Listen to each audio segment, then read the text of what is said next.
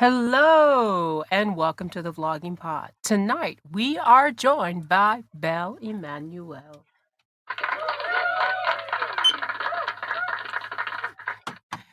Welcome back, Manuel. How are you? I'm well. Thank you for having me again, Ari. I love coming to chat with you. I don't know which I love better of your names, either Belle or Manuel.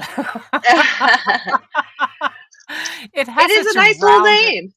It is. You could go either way. That's why I said Manuel. I love it. Now, for those who may not know, you've been on here a few times, yes? Yes, this is my third interview with you.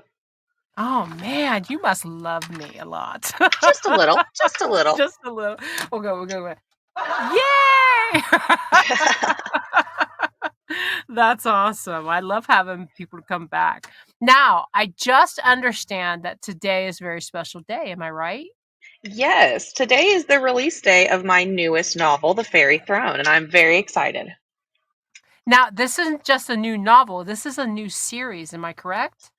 Yes, this is the first in an entirely new series, and it's in a new universe. The last series I talked about was part of my other writing universe. This is entirely new, all of it. Nice. Well, hence the title of the room, Fairy Beginnings Start with New Series. Oh yes. Yes. So tell us about this new venture. I'd love to hear a little bit more about it. Yes, so the Fairy Throne follows Lyserly Valus, a human who's been raised by this very brutal fairy warlord who's known for having the highest kill count in the wars. So he's super sweet. She grows up under his tutelage, if you will, and has to live in a world that's really built for fairies, not humans. And when she decides to break some of the rules, she has to face the consequences. And that's what this novel covers, is her having to pay back, breaking the law, breaking the rules, doing all of that, and having to learn that maybe the world's not as good as she thought it is. It's actually a little bit Mm, worse than what, her adoptive dad let her believe in her little country town. nice. So now I know you're a big writer. So tell me the word count on this newest. So this one clocked in at about 114,000 words, give or take. I am. I knew it. I am just one of those writers, and as a reader as Mm, well, honestly, I just prefer books that are at least 250 pages, even when I'm reading. I like 90,000 right. words or more. So they always say you're supposed to write the books that you would want to read. So all of my books are a little on the longer side. Oh man. I'm the 40,000 type. I love I'm just that Oh, and there's I'm nothing that wrong with that at all. yeah, I've read I'm some great the short novels. yeah. I love the short novels, but I love for them to continue. You know what I mean? Like there's one after another and one after Oh, another. absolutely. Those Yeah. series that have 13 and 20 and 30 books. So we know now you were here last, I think it was June. And I before we believe go it's my ahead, last release. right, and I want to recap that as well. But before we do that, what's been going on but since June until now? I have been hard at work on getting this book ready for release. I have been planning out the rest of the trilogy because it is a planned trilogy. Um, Oh. and of course, I've been working. I am an editor as my day job, so I have been very busy. Summer's a very busy time for me. And then Mhm. I've got a little side hustle Etsy that has also been super busy this holiday season. So I have just Yes. been busy out the wazoo. We were talking about that last time. Tell everybody about your Oh Etsy's. yes, I make custom book earrings, keychains, ornaments, you name it. Just I have a lot of people come to me with like obscure titles, or they want a cover that's been out of print since like the 70s or something, or the 80s. Classic fantasy books. Mm. I just did an order for a bunch of Stephen King books, but they want the original covers, so I can make that happen. I put it in a little earring format. I just did a bunch of ornaments for him, and people really liked that, especially the book lovers, right? You love getting that book that you liked as a kid or something like that, and I make it happen for you. And then on the Yeah. other side, I work with a lot of indie authors now. Like I just did a big author or a big order set for 3 different authors for their Kickstarters, so I've been tapping into that market too. Nice. Well, I do and what I can. you could always do them for the events too. A lot of people when they have the oh heavens to bets, the book fairs and all the Yes, all those organizations that put conventions, down. I've done a absolutely. few. Yes, at conventions. Because I used to do that in my time too. I used to get the promo stuff and take it and go and have it there. You know what I mean? Free Oh, bookmarks, absolutely. all that kind of stuff. Yeah, you can get it. You can really rake it into getting a lot of those good nick. I mean, as a reader, you know what I mean? Oh no, You I can do. hit I the have so table much like, swag. yeah. I know exactly what you're Oh talking about. yes, yeah. Especially if it's your favorite book. I have So so now, much. I have a now, box of swag. so now, this last in June, was that the last in that series? No, that is the penultimate. It is the third of four in that series. So there's one Okay, more. So and I'll probably be on here again for that one. you're planning, huh? Cool beans. So now let's recap on that one. That is Ruin in Of Ruin and Wings. of Ruin and Wings. Okay. All right. I didn't put the of here, and I was thinking that doesn't look Oh, right. you're Of fine. Ruin and Wings. Okay. It's just a And little so nod to Steinbeck's titling for Of Mice and Men. 'Cause I liked that book when we had to study it, so it's my little of titling. nice. Now, for those who are not familiar, who are listening in, because we have a few in the room. Sure. So, what? Tell us about the Soul Stealer saga. So this my Soul Stealer saga follows an elven assassin, Arena Gaiman, who is it's a much more character driven series where it's really more about the character's growth than anything else. And it's her basically trying to navigate the world after being owned by a skin dealer for 16 years. And now she has to go murder for the Dark Throne, which is the king of the underworld. So it's her Mm. trials and misadventures and the things she comes to love and the things she has to lose along the way. You know, a very classic fantasy story, but more slow going. Whereas my newest book has a much more engaging plot. Oh, okay. So, what I have you learned? Go ahead. Go ahead. oh no, I was clearing my throat. I'm so sorry. No, no, you're fine. I do that too. It's all right.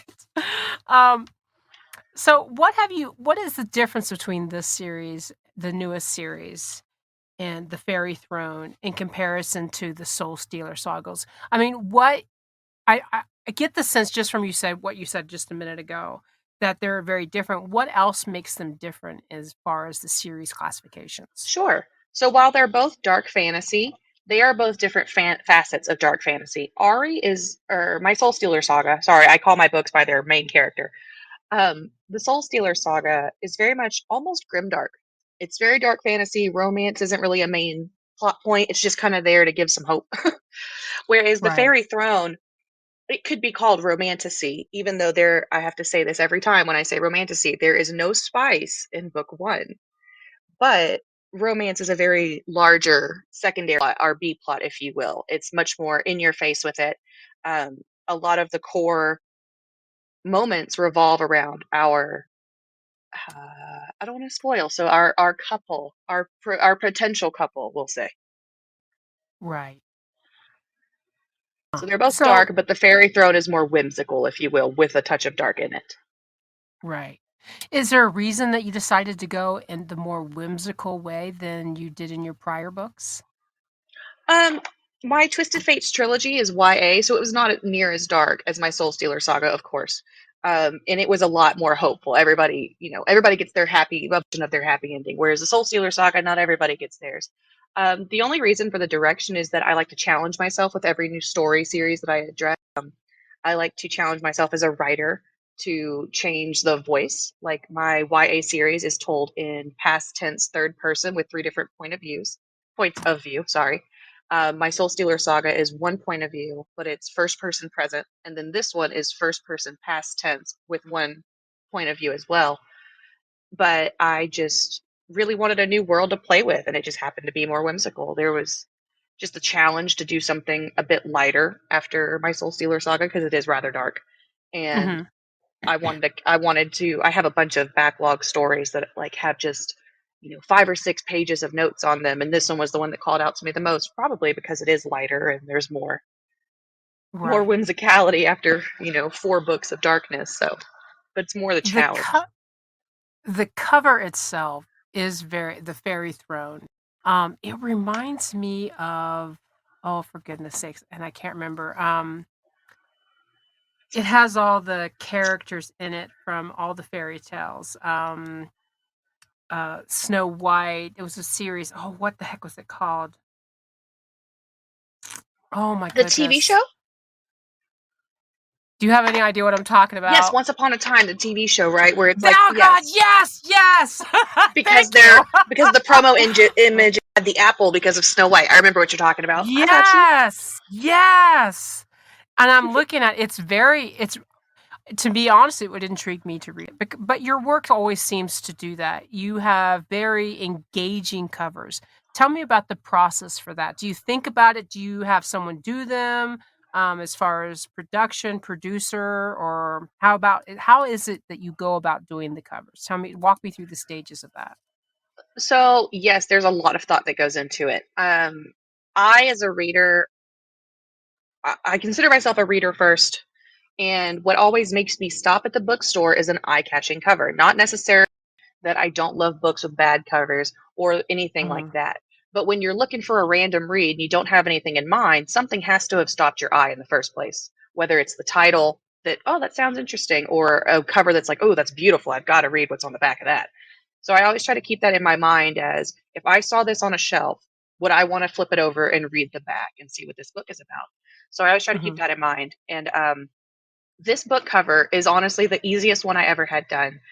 I had the worst luck with book cover designers before.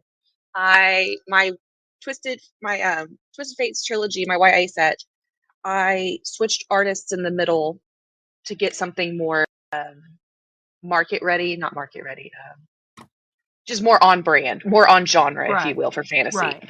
My I original ones understand what were you're saying. thank you. My original ones were beautiful, don't get me wrong, but they just weren't on trend. So that went well. And then my second series, my Soul Stealer Saga, I went through 3 artists on those covers. My first artist quit the game, like entirely quit designing. The second artist took on the job, but then also had to quit designing. And I was like, oh my gosh, this is the universe telling me I'm never going to get this done. But then I found an artist. And then unfortunately, that artist did not do the style that I wanted for the Fairy Throne. So that was a whole new problem. But I stumbled upon another artist and it ended up being perfect. So it was a happy accident for that one. Right. And then, of It's course, a my writing buddies all get to look at it and then tell me everything they hate or love about it. I always make sure to get a bunch of opinions yeah. about it. It's a thin line, to pick what is, like what you say, on target as far as your readers and what appeal to the reading populace. And also there's the other side of trying to keep true with what you feel that you're trying to portray the book is about within the cover. Do you ever find that conflict more, you know what I mean, more so with yourself? I think because I am definitely not artistic in any way. I wish I were. What I see in my head is so difficult for me to explain, and I feel so bad for artists I have to work with. Because Mm, I see something else, and getting my vision onto paper while also understanding that an artist knows way better about what's actually going to look good. That is something to right. compete with. Um, the cover I wanted had like a book involved, and there was gold everywhere. And one of my friends was like, let's tone this down a little bit. This is a bit much. And they were right. Right. Obviously, the cover came out better. It's much cleaner. I had like 45 elements in there. So it's definitely, I make sure to keep myself humble with it and remind myself that I am not this. I do not know what looks good. The Well only things about this cover I got right were the apple and the color scheme. Everything else was the amazing work of that artist, honestly. Well, I love all of your covers. They're Oh, thank very you. well, you're welcome. They're very enticing. I would have to say probably my most favorite is the newest, The Fairy Throne, and then second would be A Fate So Twisted. Oh, thank I you. think those truly appeal. I love the where it comes with A Fate So Twisted because the vines are twisted. It's Yes. like, you know what I mean? There's like seems to be That an was all the underlining. artist. Yeah, there seems to She be an was, underlining yeah. story there, yeah. Yeah, that was so after my first covers, I learned that I need to let the artist do what they're going to do. They know what they're doing. And I happen to know an artist who used to be under the design house, Darkwish Designs. It's no longer in business. I think she's moved on to a different field. But I reached out to her and was like, look, all I know is I want it purple and I want this to be the title and this is the theme of the book. What can you do with this? And she's like, let me see what I can do. And that's what she came up with all of that. That's all her. Yeah. Uh, It's that was it's very literally all I appealing. gave her.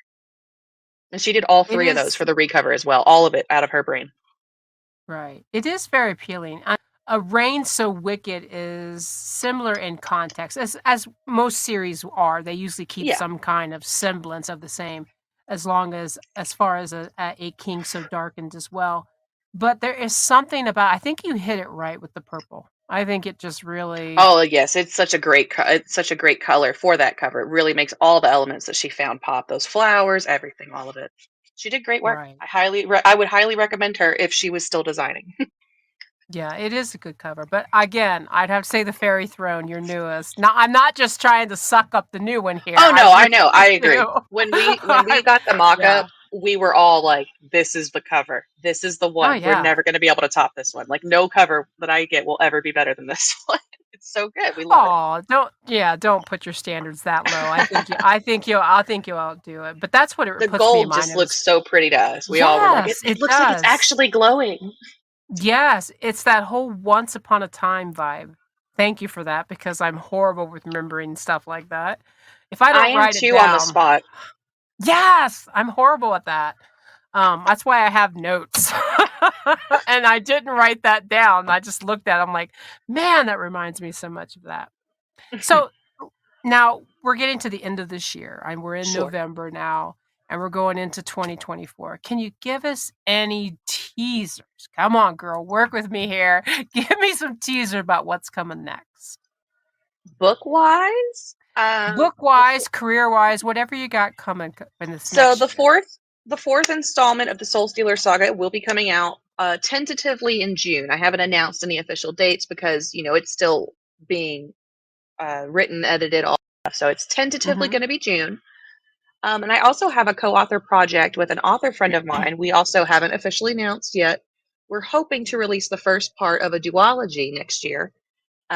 That is actually an urban fantasy, something that neither of us has actually written yet, and we really wanted to kind of have fun with it. So that's what we did. And then my co-author project with Angelina J. Steffert um, will get its second installment next September. And then the second book for The Fairy Throne will come out next November. So there's a lot of writing going on for me. Yes, but you are the marathon writer. I mean, come on. We've had the third interview I know about you. You like to write a good book and you like to put as much into it as possible. I I mean, try to. I absolutely try to. well, I think you accomplish that. Your word count alone makes me blush on mine. Well, I am lucky that as an editor, I get to work from home. So I get to work in an Yes. environment in which I naturally thrive. So whenever I'm taking a break from work, I get to write. I get to edit. Or not edit for work, but edit my own stuff. I get to go over my critiques. So I get to really dedicate more time than I ever had prior to the panorama, we'll say. Yeah. Does that ever get tiring? You edit for other people. Does it ever get wearing on you personally to have to go back and do your own? Or do you find yourself to let those faults go by when you're doing your own? So certain faults are way easier for me to let go by. Absolutely. Okay. Especially Yeah. echoes, which for anyone who might not know, echo in writing means you're using the same word a lot in a really short time Mm, and you didn't mean to, yes. right? You Hello, could do it thesaurus. intentionally. Yeah. Yeah. You could do it Yeah. intentionally, which is repetition for effect. But when it's just Mhm. when you say the word look 7 times in a paragraph, it's called an echo. Oh, So yeah. I know through editing now that when I'm just writing my first draft, I don't fix the echoes anymore. All I do is highlight them and I fix it later. So I do Mhm. think in some ways it helps like that. Like I've learned the mistakes that other writers make. So it kind of makes me more comfortable to make those mistakes too. Because I'm like, oh, this is just part of the process. Like this is, and of course in self edits I'll clean some up. But I in usually some ways notice it when makes I it oh, yeah. I can see that. I really do. For because I'll me, catch when you call myself the with, oh, go ahead. no, go ahead, go ahead. I'll catch myself doing like syntax I'm not very happy with. And instead of just Mhm. letting it ride and edit it later, I fixate on it because it's my job to fix it. So then I'm like, oh, I don't like this sentence. I'll sit there for 5 minutes trying to figure out how to say this when I could have just gone on and fixed it later. So in those ways, it makes it harder, but it's a catch. I understand what you're saying about the echo, what I was trying to say before. I'll stop in the middle of a writing stream, and then I get, because I'll notice that I've done that. So I will go through and highlight and look at my thesaurus. You know how we all do Yeah. through WordPress. I mean, not WordPress. I'm sorry, Microsoft Word. And oh, there goes my timer. Hold on. I'm sorry. I didn't catch it. I know. I'm sorry. My apologies. Um, Anyways, I noticed that, and I actually know that that will stall me out in my writing because I'll be so busy, and then I'll instead of waiting for the edit, like what you said. So it might be interesting if I did that, did like what you were trying to say, that you highlight and then move on. So maybe I should try doing that because I'll spend my time rereading it to make sure it has the same flow after I've used the thesaurus to change my wording, because that just drives me nuts when I'll see that I've used the word more than once in a paragraph, and it's like, ah, Oh yeah. crap. For me, I'll be succinct. Don't worry. For me, with action scenes, they're Mhm. lit up like a Christmas tree in my draft because it's just all Yeah. kicked, pushed, shoved, and then I go back later and I make it, more movie-esque fight scene. But oh gosh, Oh, yeah, I just yeah. highlight them. Yeah. I want to actually write that down. I'm going to go back and do that. And I Thank do you so different much. colors for each word. So Oh, do you? Oh, now you're making it more challenging, girl. You trying to up my dank game over here, or what you doing? Thank you so much, Belle, for being on, as always, because you've been here the third time. We must like you over here. I would assume so. Yes, we do. See, excuse me. Cough while I'm laughing. Tongue tied. Anyways, as I was saying, thank you so much for being on. And Of when your course. next book release comes out, we should make it a fourth time because we do love having you on here. Absolutely. I would be more than happy to. And thank you for having me today and in the Oh, you're past, in the future. you're welcome. You're welcome. We should get together on your next one and make it monumental. We should start how we want to go about the next show. You and I we'll spitball that, okay? Absolutely. You email me Awesome. anytime. All right, fantastic. I look forward to it. So, we're in that time of the show, guys. I know a lot of people really love this, and I've been trying really hard to find the right fit because we're going into the holidays. Now, this one is a good deal. It might be a little pricey for some. I have a few of these tablets myself. Today's Amazon deal of the day is the Samsung Galaxy Tab S7 FE 12.4 screen. 12.4, guys. 64 gigabytes Wi-Fi Android tablet, large screen, S Pen included, multi-device connectivity, long-lasting battery, US version 2021, Mystic Black. It's a 25% down off its original $529.99, leaving us with $399.99. I'll have the link in the bio just in case you guys are still looking for that great Christmas find. Thank you again, Belle, for being on with us. Thank you to our listeners, as always. Bye bye for now.